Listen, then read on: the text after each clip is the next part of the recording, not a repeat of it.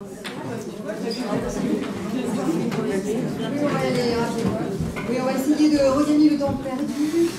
Donc, Candice Plain-Fossé et moi, nous allons vous parler de fidélisation au don. Nous avons en effet réalisé dans le service des prélèvements de l'EFS Normandie un certain nombre d'études qui ont appliqué des théories qui sont issues de la psychologie sociale de la persuasion. Alors pourquoi travailler sur la fidélisation au don? Tout simplement parce que nous vivons un contexte un peu particulier. Depuis quelques années, il y a une augmentation des cessions des produits sanguins labiles dans les hôpitaux. Or, l'EFS, évidemment, a pour mission d'assurer l'approvisionnement, tant sur un plan quantitatif que sur un plan qualitatif. Donc, il nous faut recruter des donneurs, certes, mais aussi fidéliser ou augmenter la fidélisation des donneurs qui sont déjà présents dans notre base. Et là, nous avons eu deux idées.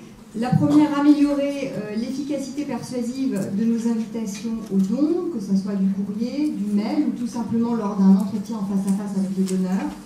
Et puis, développer l'individualisation de la relation avec les donneurs. Nous avons réalisé l'ensemble de ces études en partenariat avec un laboratoire de recherche, qui est le laboratoire LIMEC, de l'UFR de psychologie de l'université de Caen, et c'est une collaboration qui évolue depuis maintenant plus de 5 ans. Alors je vais vous parler un tout petit peu de méthodologie, puisque dans toutes les études qu'on va vous présenter, on a eu toujours la même démarche méthodologique.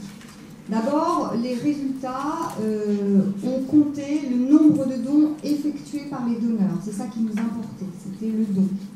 Chacun des messages qu'on leur a donnés, qu'on leur a délivrés, différait des autres uniquement sur les facteurs à tester, toutes choses étant égales par ailleurs. Les messages étaient répartis de façon aléatoire entre les individus, sauf évidemment lorsqu'on voulait travailler sur un profil particulier de donneur, sur une certaine tranche d'âge par exemple. Le message type de l'EFS sera systématiquement envoyé au groupe qui va servir de contrôle, de témoin. Et chaque étude sera élaborée au regard des résultats de l'étude précédente, des contraintes de terrain, des directives régionales, nationales, de l'état de nos stocks, de la planification de collecte, et puis bien sûr de l'avancée de la recherche en psychologie de la persuasion et de l'engagement. Alors première étude, c'est une étude qui a porté sur les courriers d'invitation au don, et on s'est posé cette question qui est un peu ambitieuse. Que faut-il dire, à qui, comment et avec quel effet? Alors l'objectif, ça a été d'étudier l'efficacité d'un ensemble de paramètres et de leurs interactions.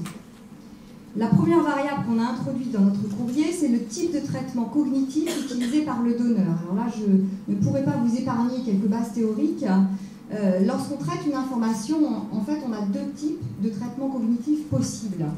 Le premier, c'est un traitement qu'on dit heuristique. C'est un traitement qui est basé sur l'examen rapide et superficiel du message, qui va s'appuyer sur des indices, des marques de mise en forme et de mise en scène. C'est un traitement qui mobilise chez l'individu des règles préconstruites qui sont apprises et stockées en mémoire, qu'on appelle des heuristiques. C'est le traitement heuristique qu'on utilise, c'est le traitement qu'on utilise le plus parce que c'est celui qui demande le moindre effort cognitif. À l'inverse, il existe un traitement systématique qui, là, basé sur l'examen sémantique et approfondi du message. On va privilégier l'analyse des arguments. Et c'est un type de traitement qui est très intéressant parce qu'il induit des comportements ultérieurs beaucoup plus stables dans le temps et résistants à toute tentative de persuasion. Alors, ce type de traitement cognitif utilisé par le donneur a été induit dans nos courriers par la présence d'un pictogramme à valence positive ou négative. En effet, la littérature en psychologie sociale a largement montré que lorsque nous étions tristes, eh bien, nous augmentions le traitement approfondi du message. Et donc, en l'occurrence, le pictogramme à valeur négative était une petite fille qui pleurait à chaudes larmes. Et à l'inverse, lorsque nous sommes d'humeur guillerette, eh bien, on passe en traitement heuristique, c'est-à-dire qu'on va traiter le message de façon rapide et superficielle. Et en l'occurrence, le pictogramme à valeur positive était une petite fille qui offrait au donneur un bouquet de fleurs. Deuxième variable introduite, c'est la motivation qui est poursuivie à la lecture du message, qui là sera déterminée par l'entête du courrier. Il existe deux motivations principales, deux buts principaux lorsqu'on lit un message. Le premier, c'est un but de connaissance. Le deuxième, c'est un but relationnel. Là, on va traiter le message en essayant de faire d'étayer des attitudes socialement acceptables ou de faire une bonne impression de nous-mêmes. Troisième variable, eh bien, les éléments du message d'appel au don, soit des arguments, soit des éléments de mise en scène de type indice, des courbes, des dessins, des pourcentages. Là, on a travaillé sur la forme plutôt. Alors, comment avons-nous réalisé ces courriers expérimentaux? Eh bien, en mixant toutes ces variables.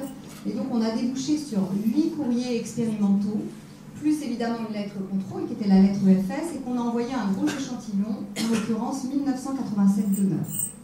Voilà le principal résultat de l'étude, c'est que les lettres incitatives, toutes lettres confondues, entraînent un don du sang significativement supérieur à la lettre contrôle, 22,2%, versus 10,6%. Deuxième résultat qui est très intéressant, c'est qu'on s'est aperçu que quel que soit le type de traitement utilisé par le donneur, qu'il soit de surface ou qu'il soit approfondi, eh bien c'était les lettres argumentées qui fonctionnaient le plus. Troisième résultat qui nous a particulièrement intéressés, ceux qui ont donné depuis peu sont les plus enclins à revenir redonner. Et donc la date du dernier don est fondamentale dans le renouvellement du geste. Et c'est sur ce résultat que nous avons élaboré la deuxième étude. Donc, comme la date du dernier don a un rôle fondamental dans le renouvellement du geste, on s'est demandé comment optimiser la fonction du dernier don. Et on a essayé de lier le comportement antérieur, donc le don passé, au comportement à venir, c'est-à-dire le don futur. Et pour cela, nous avons conçu des messages qui permettent non seulement de rappeler, mais également de donner du sens au don antérieur, afin de pondérer l'effet de temporalité du dernier don. En gros, pour essayer de faire revenir des gens qui n'avaient pas donné depuis longtemps. Alors pour cela, on s'est assis sur une théorie très utilisée dans cette science humaine, qui est la théorie de l'étiquetage. C'est une technique qui va associer des valeurs morales ou sociales à un comportement. Elle repose sur la capacité créée par le demandeur ou par l'expérimentateur qu'a le sujet de relier ses actes à ce qu'il est. Il existe beaucoup de types d'étiquetage. Les deux principaux sont ceux que nous avons utilisés. Le premier est un étiquetage qu'on dit social, qui se réfère à ce qu'est l'individu. Et dans la thématique don du sang, nous leur avons dit « vous êtes généreux », parce que c'est vrai, ils ne sont que 4,5% à réaliser ce geste.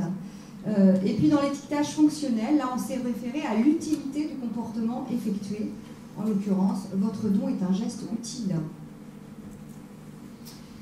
Alors, comment avons-nous réalisé nos courriers? Eh bien, on a adapté le contenu du message et la motivation poursuivie à l'étiquetage du don antérieur, donc soit en termes d'utilité du don, là on était sur une lettre fonctionnelle, soit en termes de valeur du donneur, là on était sur une lettre dite sociale. On a combiné tous ces éléments pour élaborer 4 lettres incitatives et on a envoyé, ainsi que la lettre contrôle EFS, l'ensemble de ces courriers à 1917 donneurs. Voilà le premier résultat. Là encore, les courriers incitatifs, les lettres expérimentales étaient infiniment plus efficaces que la lettre type EFS. Elles entraînent un don du sang significativement supérieur à la lettre contrôle, 16,1% versus 9,4%. Deuxième résultat qui nous a interpellés, eh bien on s'est aperçu que quelle que soit la motivation qui était induite chez le donneur, eh bien c'est la lettre fonctionnelle, c'est la lettre qui rappelle l'utilité du don qui sera la plus efficace. Donc en motivation épistémique 20,7%, en motivation d'impression 19,6%. La lettre sociale, elle, sera nettement moins efficace. Donc en gros, il est beaucoup plus utile de dire aux gens à quoi sert leur don que de leur dire qui ils sont lorsqu'ils font un don, sauf chez les donneurs qui ont entre 50 et 65 ans, qui là sont très sensibles au fait qu'on leur rappelle que ce sont des gens extrêmement généreux. Comme attendu, c'était ce qu'on voulait obtenir, l'effet de la proximité du don antérieur est moindre, c'est-à-dire qu'on a réussi, en étiquetant le dernier don, à faire revenir au don des gens qui n'avaient pas donné depuis longtemps. Voilà, je vais passer la parole à Candice pour la suite.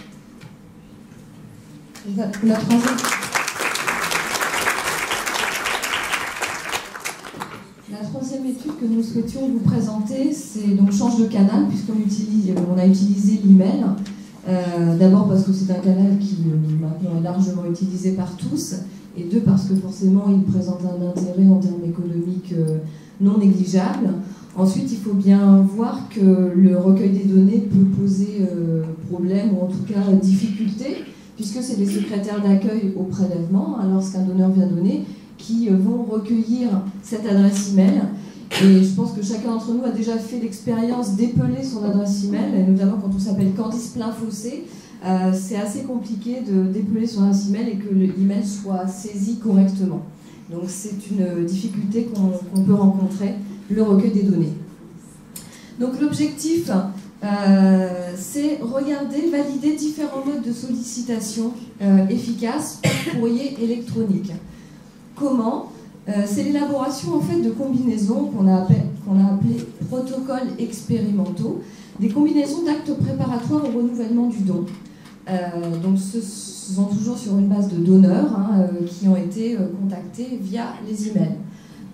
Donc on va d'abord regarder, avant de regarder un exemple, on va d'abord regarder le schéma dessus qui vous présente comment ont été mises en place ces combinaisons. D'abord, c'est 3 modes de sollicitation. La première, vous voyez, est très simple, juste on envoie un email informatif sur le fait de venir donner, une invitation au don simple. Le deuxième type de protocole, c'est un email et puis une possibilité de faire une promesse de don. Et puis enfin, le troisième, c'est un email informatif, ensuite une invitation à remplir un questionnaire, et donc qui est un comportement engageant, et enfin la possibilité de faire une promesse de don. Et dans chacune de ces trois combinaisons, nous avons décliné 3 types de contenus. Un contenu informatif que l'on apparente à un contenu neutre, un contenu persuasif, donc centré sur l'utilité du don, utilisant la théorie de l'étiquetage, comme vous l'a présenté Nathalie, et aussi un contenu persuasif sur la valeur du donneur, donc c'est l'étiquetage social. Donc nous avons mené cette étude sur 2 échantillons de donneurs, à 2 moments différents, 905 la première fois et 1947 la seconde. On peut peut-être regarder quelques exemples de combinaisons, si ça fonctionne, si le lien fonctionne. Voilà, donc le mail simple, tout simplement, c'est une invitation au don avec les coordonnées du site. Le mail valeur du donneur, vous voyez, insiste sur les personnes qui donnent leur sang sont irremplaçables. Le mail d'utilité du don est plus sur le geste, l'utilité du geste, le don de sang est indispensable. Je ne sais pas comment revenir. Oui, j'ai un exemple. Voilà. Donc, les résultats par rapport à ces 2 études, c'est un faible pourcentage de dons. 6%, vous avez vu les pourcentages présentés par Nathalie précédemment sur le courrier, qui étaient plus autour d'une vingtaine de pourcents. Alors, ce qu'il faut voir, c'est que cette expérimentation a été menée sur des fichiers de sites fixes, alors que les études courrier ont été faites sur des fichiers collecte mobile. Et là, clairement, ça a probablement un rôle, tout simplement, lorsque l'on fait des invitations même par courrier sur site fixe, on est sur des taux de réalisation beaucoup plus faibles que lorsque l'on invite sur collecte mobile. Mais néanmoins, grosse déception. Faible pourcentage de dons, uniquement 6%. Le deuxième enseignement, ça a été qu'au-delà de 3 clics, finalement, dans le dernier protocole expérimental, vous vous souvenez, où il y avait et le questionnaire et la possibilité de remplir une promesse, les gens ne répondent plus, tout simplement parce que c'est trop coûteux, ça demande trop de temps, ils se sentent trop embarqués dans un processus et c'est un peu trop compliqué, ça ne marche pas. Le troisième résultat notable, c'est que la promesse de don a un effet important. En effet, sur les personnes qui ont promis, 35% d'entre eux sont passés à l'acte. Et là, c'est tout à fait encourageant, ça nous montre l'intérêt que le donneur s'engage dans une promesse de don. On peut appeler promesse de don ou engagement, peu importe. Lorsque le message est centré sur l'utilité du don, les promettants sont les plus nombreux à donner. Donc particulièrement lorsqu'ils promettent, nous avons vu qu'ils passaient plus souvent à l'acte lorsqu'ils étaient dans un message persuasif centré sur l'utilité du don. Alors, promesse de don, je ne sais pas, vous avez sûrement déjà entendu parler des promesses de don, parce que ça fait longtemps qu'on utilise les promesses de don, mais plus vis-à-vis du grand public, donc plus dans un but de recrutement. Et là, tout l'intérêt, c'est qu'en fait, on s'est rendu compte que la promesse de don avait un intérêt à être utilisée dans un but de fidélisation. Donc, quatrième étude que nous avons menée, et dernière que nous allons vous présenter, c'est la technique du pied dans la porte, et couplée à l'étiquetage du don intérieur, pour élaborer un calendrier de l'engagement. Donc, on reprend un peu les mêmes éléments, l'étiquetage du don antérieur, social ou fonctionnel, le calendrier de l'engagement, donc c'est le système là, de la promesse, et puis nous ajoutons la technique du pied dans la porte.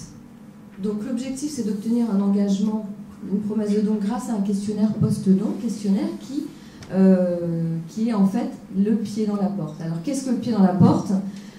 C'est une théorie donc de la psychologie sociale de la persuasion.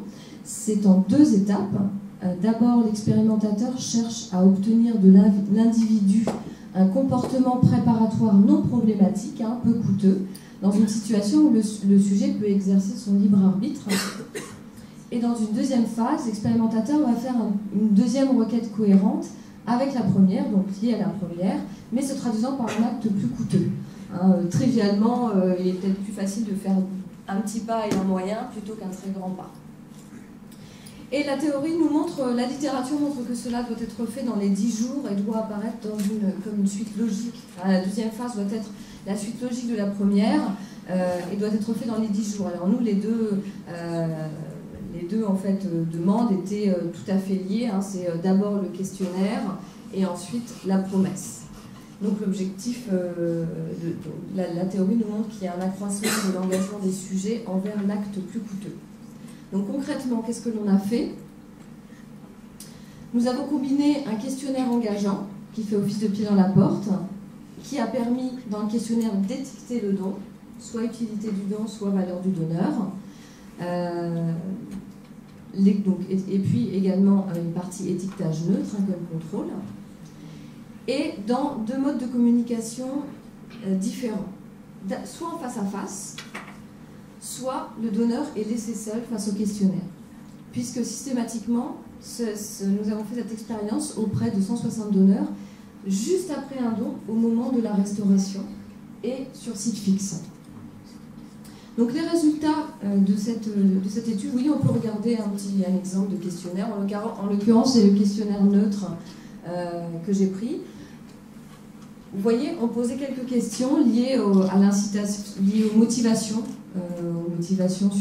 à donner, et quelques autres questions. Et puis, à la fin, il y avait la proposition pour faire une promesse de don. Voilà. Donc les résultats de cette étude, c'est d'abord que le questionnaire associé à la promesse est un outil qui engage le donneur et qui favorise le renouvellement de son acte. Ça a vraiment fonctionné. 74% des personnes ont rempli une promesse de don sur les 160 donneurs. Pour obtenir une promesse, il n'est pas indispensable de se trouver en face à face avec le donneur, à condition d'utiliser un étiquetage social du questionnaire. Alors ça, pour nous, ça a été un résultat très intéressant, parce que vous imaginez que il y avait un expérimentateur à la restauration qui allait voir les gens et qui leur proposait de remplir le questionnaire. Donc, bien entendu, en termes de ressources humaines, nous n'avons pas les moyens de mettre quelqu'un à toutes les restaurations tout le temps, rien que pour faire ça. Donc là, c'était vraiment dans le cadre de l'étude que nous l'avons fait, et nous avons vu qu'il n'est pas indispensable, que cette personne à la collation n'est pas indispensable, et que même laissés seuls, les donneurs ont promis. Donc ça, c'est très intéressant. Par contre, lorsqu'ils étaient seuls, il fallait avoir un étiquetage social, c'est-à-dire qu'il leur rappelait leur valeur en tant qu'individu qui a fait un don, la valeur du donneur. Notre hypothèse est qu'en fait, le fait de leur rappeler leur valeur en tant que donneur permettait de compenser le fait qu'il n'y a pas l'expérimentateur. Et que finalement, lorsque l'expérimentateur est là en face, l'individu considère que c'est déjà le remercier vraiment comme acte généreux, comme individu, de lui consacrer du temps, tout simplement. Enfin, troisième résultat intéressant, c'est que le taux de passage à l'acte des promettants n'est pas conditionné par le type de communication. Donc, ceux qui promettent tiennent leurs promesses, quel que soit finalement s'ils étaient seuls lorsqu'ils ont promis ou qu'ils étaient en face de quelqu'un. On était relativement surpris parce que c'est vrai que parfois on veut se débarrasser de la personne, et ça on le connaît lors des campagnes de promesses de dons vis-à-vis du grand public. Les gens des fois remplissent la promesse parce qu'ils ont envie finalement de se débarrasser de la personne qui est en face d'eux. Ou au contraire, on aurait pu se dire, s'ils sont tout seuls, ils peuvent toujours la remplir, ça leur coûte pas grand-chose, et puis après ils ne reviendront pas. Non, tout promettant, enfin pas la totalité des promettants, mais ceux qui ont promis en grande partie sont venus donner. Voilà, donc perspective et conclusion, nous allons continuer à creuser l'email, le canal email, bien entendu. C'est pas noté ici, mais j'ai oublié de le préciser. En 2011, nous continuons à travailler sur l'email. Les études à venir vont s'orienter vers la fidélisation des donneurs toujours, mais principalement des donneurs de sites fixes, également parce que cela répond à une nécessité et une stratégie nationale d'essayer d'augmenter les dons en site fixe. Et nous avons constaté que les dons sur site fixe, et je pense que chacun d'entre vous l'a déjà constaté, les dons en site fixe sont beaucoup plus difficiles à obtenir qu'en collecte mobile, où finalement nous allons vers les gens pour leur faciliter le geste. Les études reposent également sur la segmentation des donneurs. Donc peut-être vous en avez déjà entendu parler, puisque au niveau de l'EFS national, on travaille beaucoup sur la segmentation des donneurs. Tout simplement, ça revient à individualiser un peu plus la relation avec les donneurs, plutôt que d'envoyer un message en masse. C'est d'essayer d'adapter finalement selon les profils des donneurs, que ce soit des donneurs actifs, des primo-donneurs, des personnes qui ont donné pour la première fois, ou bien des donneurs que nous appelons abandonnistes, qui n'ont pas donné depuis un certain temps. Peut-être qu'on ne s'adresse pas de la même façon à ces différents profils de donneurs. Également, les études reposeront sur en fait, la stratégie de faire converger les besoins de l'EFS en termes d'appro, en termes de nombre de poches à collecter, et puis les possibilités d'engagement des donneurs. Donc c'est ce qu'on a appelé un petit peu le calendrier prévisionnel de l'engagement. On a commencé à travailler dessus avec la technique du pied dans la porte. C'est finalement de dire aux donneurs, voilà, nous on a des besoins, quelle semaine dans l'année nous pouvons compter sur vous, et combien de dons prévoyez-vous de faire. Donc on va essayer de creuser cette idée de calendrier prévisionnel. Voilà, bon, restons modestes parce que finalement les recherches en psychologie sociale montrent qu'il n'existe pas de bons ou de mauvais messages. Nathalie l'a bien décrit, tout dépend de la motivation, du traitement que l'on utilise, et l'impact persuasif d'une communication dépend vraiment des caractéristiques et finalement de l'état d'esprit du destinataire du message à un moment donné. Voilà, merci.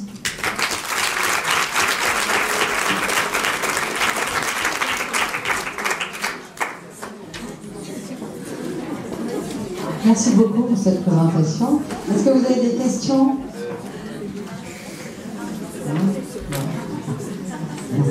On est pressé d'aller boire un café. Donc, je vais... Alors, une question, et puis après, on va la poser. On va avoir essayé de commencer à envoyer des mails cette semaine. J'ai l'impression qu'il s'installe un vrai dialogue avec le donneur.